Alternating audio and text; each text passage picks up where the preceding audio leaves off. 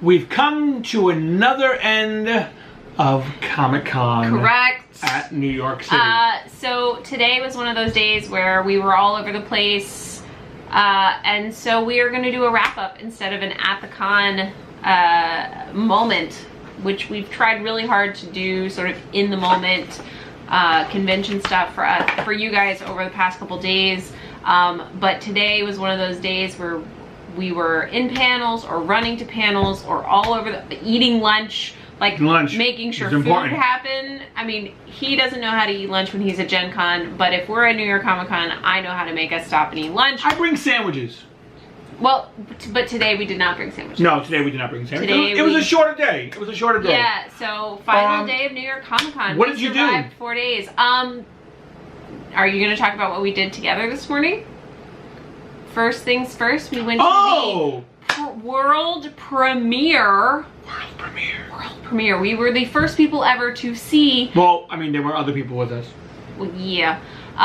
The Batman vs. Two-Face animated movie that is coming out. That is the very last project voiced by the amazing Adam West. Miss you, Adam West. So Batman vs. Two-Face was this morning. We went to the main panel hall. We got second row. That's what's up. We saw, last year we went and saw Batman and Robin, right? That's what it was called. And for those of you who don't know, it's an animated version of the 1960s TV show. Super camp. Super campy, where you hear pow and you see pow on the screen. Yes. It's campy, and you sit there and you say, this is ridiculous, but you also secretly really enjoy it at the same time. Correct. So it was Batman versus Two-Face. Holy animated movies Batman. And who played Two-Face? The wonderful William Shatner. The Shat. He was Gotta there. love the Shat. He was there. We sat, what, less than 25 feet? Less than 25 feet from Shatner. William Shatner and the lovely Burt Ward, who plays Robin, obviously. Robin from, once again, the live-action 1960s. So this movie was an animated version of the 60s Batman series. With Batman still voiced by Adam West before he passed away, with Robin voiced by Burt Ward. Amazing. And William Shatner. And then William Shatner as Two-Face. It was delightfully campy. Delightfully campy. I enjoyed it. Horribly campy. Yeah. However, it was really cool that we got to see the world premiere and then a really fantastic panel with them afterwards. Fun fact. Yeah. This movie was not supposed to be about Two-Face. Really? Yeah. It was supposed to be about Poison Ivy. Also, Harley Quinn makes a surprise. Well, sorry.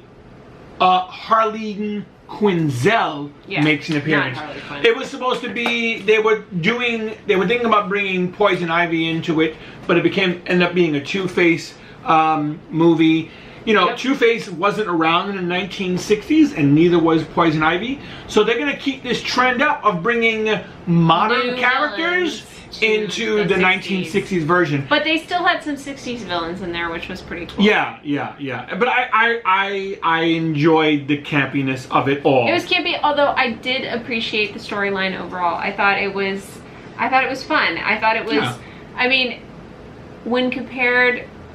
So whenever I watch an animated thing, especially one that is harking back to the 60s, all I can think of is like Scooby-Doo.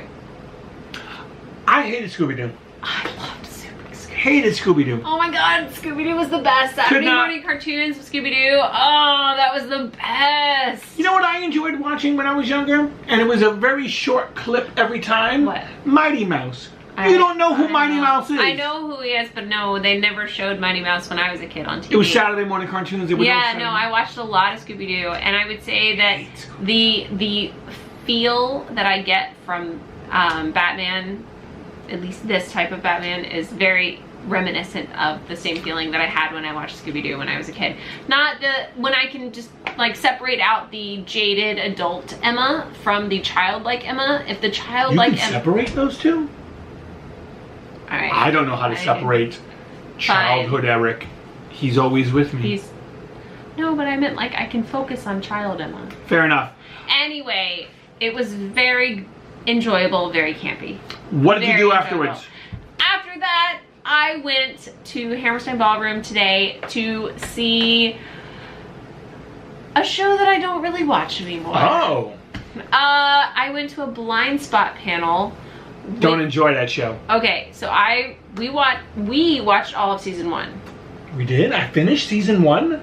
All right, maybe I finished season 1 on our cruise 2 years ago. Yes, I watched all of season 1 and I watched part of season 2 and then it sort of fell off my radar. I don't know, there was something about it that just wasn't clicking for me. I liked the characters a lot.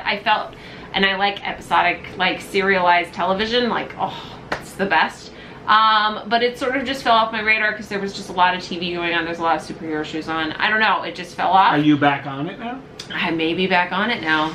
Okay, the reason that I was going to it, however, is because Critical Role. So Ashley Johnson, who plays Patterson on the show, is Pike on Critical Role, and she was gonna be there, and I was like, well, this is as close as I'm gonna get to anyone from Critical Role at this convention because no one else was here. So I went and I ended up meeting my friend Allison, who I met through Twitter and through Alpha, which was delightful, and we sat in the front row and Ashley saw us and it was really nice, and I got to meet her and she did okay for me. And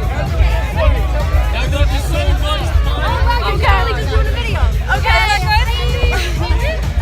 Oh wait, are you taking out yet? Oh my God. You just say okay. Just okay. And it would made my con. Honestly, that was like the highlight of my entire convention. Sad. Was getting to meet her and have her like be excited that there were critters, that there were Critical Role fans in the audience. It was really wonderful because we were supportive. Okay. I went to go see That was my day. The Gifted. Gifted. New Marvel show on Fox. Please, Fox, don't cancel it. They're gonna cancel it. You cancel everything. They're You gonna cancel everything. it. Firefly. I'll never forgive you for Firefly. Well, does that mean you're not going to watch it? So I went, they gave us a sneak peek of the first 15 minutes of episode 2. Guess what? Never saw episode 1. So you had no idea what was going on. I mean, they gave a, like, last time on The Gifted. They didn't say that, though. But, I mean, it seems interesting. It's Marvel. They use the word mutants, which I enjoy. That's exciting. And it seemed cool. Well, I'm excited for it. I know we haven't watched it yet, but Stephen Moyer is in it, and he is of True Blood fame. He played Bill on True Blood, and I'm a huge fan of True Blood. And then Amy Acker is also in it, and she is of the Buffyverse, of the Whedonverse-ness, because she was on Angel and a bunch of, like, I mean, Amy Acker, she's awesome. So I don't know who the two kids are, but I at least one of them, the young boy. Yeah. It was his birthday today, so we all did sung him a everybody happy sing birthday, and they brought out a cake, Oh, and I wanted a that's piece, really- but they didn't give us a piece. oh, that's too bad. You didn't get any cake? What No cake. Cake. It was yellow cake, and it was 3 layered. It looked yummy, but we didn't get a piece. After that, we kind of just hung out, right? We did. We walked the show floor a little bit, and then it was kind of the end of the con. But at Comic-Con, something I forgot to show you guys yesterday, when I went to the Voltron panel and they talked about this, I ended up getting this amazing pin set, which I really like. It has all 5 lions and the Voltron head right there. Super excited. This is number 137 out of 200. They only made 200 of these pins. They are limited for New York Comic Con. It even says 24 New York Comic Con 2017 exclusive on it. The place is called Han Cholo. Wait, is that where you got my pin from? That is where I got this young lady a Eric pin. bought me a pin, guys. I know. He The pinned D&D me. ampersand. It's like so 50s. She's my DM. I gotta take care of my DM. I know, but he gave me his pen. It's like it's Bye Bye Birdie in the 50s, and you gave me your pen, and it's really sweet. Okay. You don't know what I'm talking about. Anyway. I do. What do you mean? I'm closer to the 50s than you were. Comic-Con, if I have to rate this Comic-Con, I give it Yeah? a strong 7. Oh, I was going to give it a 6. Whoa. I mean, I was being generous. I'd probably give it a 6.5. Yeah. But We spent 2 days not really doing anything. It wasn't bad. I don't know why you rated it so low. Once again, Gen Con is all I wait for. It's all I think about. It's going to be amazing. So I will tell you why I rated it what I did. Okay. In previous years, there have been massive panels that I've been so excited about. Yeah, as well as actors, actresses who I have been thrilled to be able to meet through autographing sessions or photo ops or those sorts of things. I didn't get a single autograph this time. The only actor that I really met was Ashley Johnson, and that was literally from a stage. Like that was it. The only panels that I went to that I was so excited about were the exact same panels I went to last year, which is Shadowhunters and Magicians. Okay. So this con for me was a redux of last year, but with less people that I was interested in seeing. That being said, I did consider going to meet Jason Isaacs because I think he's really awesome. I just didn't feel like spending like $60 on an autograph from Jason Isaacs. Or, I mean, photo op was like $80, and I was like, no. So I did, however, get a deluxe printing of Rat Queens Volume 1 and Volume 2. Very cool. And get it signed by Rock Upchurch, which was really cool. And I got Lady Mechanica Volume 3 and a off volume of Lady Mechanica signed by Joe Benitez, plus all 2.5 issues of the new issue with 4 different covers also signed by him. And Lady Mechanica is how I got into comic books in the first place. So I have almost every single cover of every single book that he's ever done, and all signed. So my collection continues to grow. So in that sense, I had a great con. Like, everything was fantastic. There was just nothing that really pushed it over the top for me. I would say the highlights, if I was gonna like just rattle off highlights, getting to see BB-8 because I wasn't expecting it. That was really cool. And I would say Ashley Johnson. And that for me is about it. You know what? I went to look at a couple of comic book booths. I know, right? Comic books at Comic-Con. At Comic-Con? And I leered, sadly, at a bunch of CGC comics. Yeah. You know, ones that I'll never own. I'll never own Superman #1, Spider-Man #1. Things that I just won't have them. And the guy's like, can I help you? And I was like, I'm trying to think of a way where I can convince my wife to allow me to spend an exaggerated amount of money on a comic book. And he goes, I hear that very often. I go, you know, the sad thing is, she is the only one in this household that owns a CGC comic. Not true.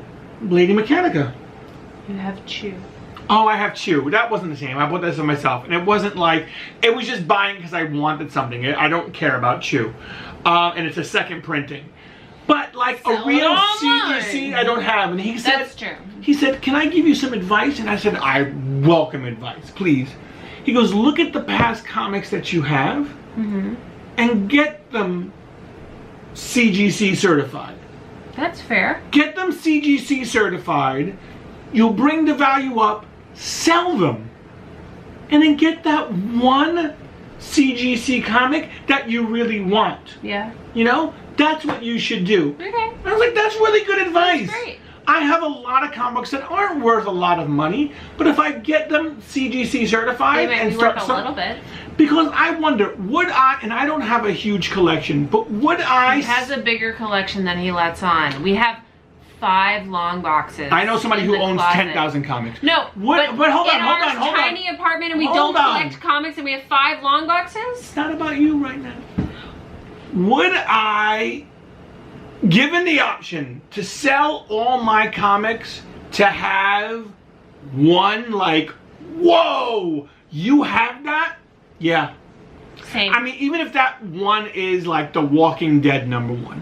But just something where someone says, you have comics, and I say I used to, this is all I own. So I would say that my CGC of Lady Mechanica #0 is a treasured possession, and the only other comic that I would want to get CGC'd, which I could get CGC'd because I have, it's not CGC'd, is Rat Queens #1.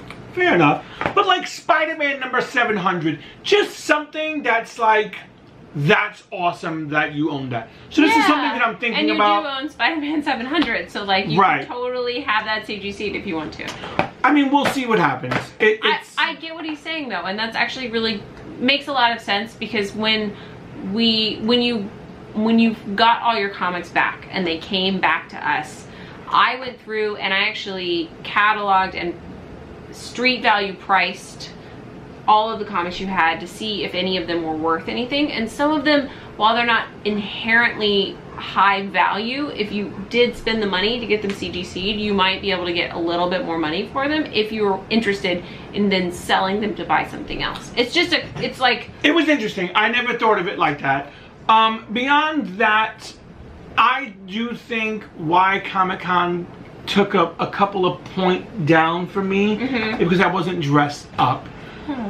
And this was the first year we didn't dress up. First year I didn't dress up, just something on, just something. I mean, I wore, you know, some kind of t-shirt, be it video games or comic book, Critical Role, just something. And I feel like every time I go to Comic-Con and I don't dress up, even if it's for one day, I feel like I'm not doing the con correctly.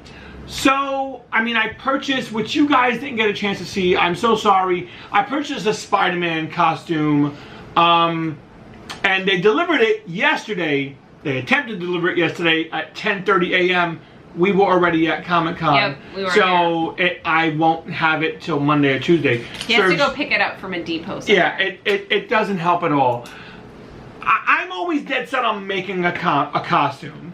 And I'm kind of getting over that now. I still want to make, but I think Spider-Man's a good enough costume, even if it's purchased, to have in my collection, as long as I can still like wear the size that I'm getting. The other costume that I really want to get, which is super iconic, and this is something that we've talked about for probably 5 years, and she's always like, that long. no, yeah, it's been a long time. She's always like, no, don't do it. A long time. No, we have since Comic-Con. We've been gone to Comic-Con for how many years? A long time. Yeah, and I've always brought it up. And that costume is a Stormtrooper costume. Yeah. I'm not Adam Savage. I can't make one. That is another costume that I would like to purchase. I would like to own a Stormtrooper costume. And I think the time's coming where next year I will finally have that Stormtrooper costume. But I need to make something. And that's my challenge for Comic-Con 2018, to have a costume that I made and will wear. I didn't know about this, guys. This is amazing. You know what it is? It's you go to Comic-Con or you go to any kind of con and you see people dressed up. Now, in years past, you would see a Spider-Man, you would see a Wonder Woman, and this person might be overweight. Yeah. And at first you're like, and I'm serious here, and I feel bad, but in the past, I would see an overweight person wearing a Wonder Woman costume, a Spider-Man costume, and I'm like, come on, why are you, that's crazy. I am over that. Now I see somebody who isn't superhero fit, and honestly, the first thing that comes to my mind is, good for you. Yeah. Good for you for having the confidence to do it and screw everybody else who is judging you. Because that's not what this event is about. It's not about... It's not a beauty pageant. It's not a beauty pageant. It's not about judging other people. It's about being comfortable. It's about wearing your nerd on your sleeve. Right. Being comfortable about the things that you're passionate about, the things that you love, and screw everybody else. Correct. So I feel bad that the old me from years ago judged people. He was an asshole. And I'm not like that now. You're a better person now. I'm a better person now. So good for those people. And whenever I see them, I'm always like, I suck for not wearing a costume. Okay. And that's going to change. I totally get what you're coming from. Next year, I'm going to make something, and next year, I'm going to wear store-bought stuff, because it doesn't matter if you make it over your store. It's just about celebrating what you enjoy and what brings happiness to your heart. Correct. And I'm sorry if this just became some, like, hokey, Preachy moment. preachy moment. It's okay. We But- still love you. Thanks. But for those of you who are not in superhero shape, It's okay. do you. Be healthy, but do you. I love bacon cheeseburgers. Do you, You run have fun, screw the haters, live life. I love it. I love it, I love it, I love it. This was long. This was long. Thank you guys for tuning in. Again, we apologize that there was no Social Sunday today. The service in the Javits was awful. I think it's because there were a bajillion people all trying to connect to the internet. About 60,000 people. That's a lot of people. Yeah. That being said, we are sorry that there was not a Social Sunday. We were also running between panels, trying to eat lunch, etc., etc. We really appreciate you guys continuing to tune in over and over. We hope Over 1,300 subscribers. What? Thank you all so much. Oh my God. With that, thank you so much for watching. Hope you had a great day. Yep. Don't forget to like and subscribe. That too. And we'll talk to you next time. Bye, guys.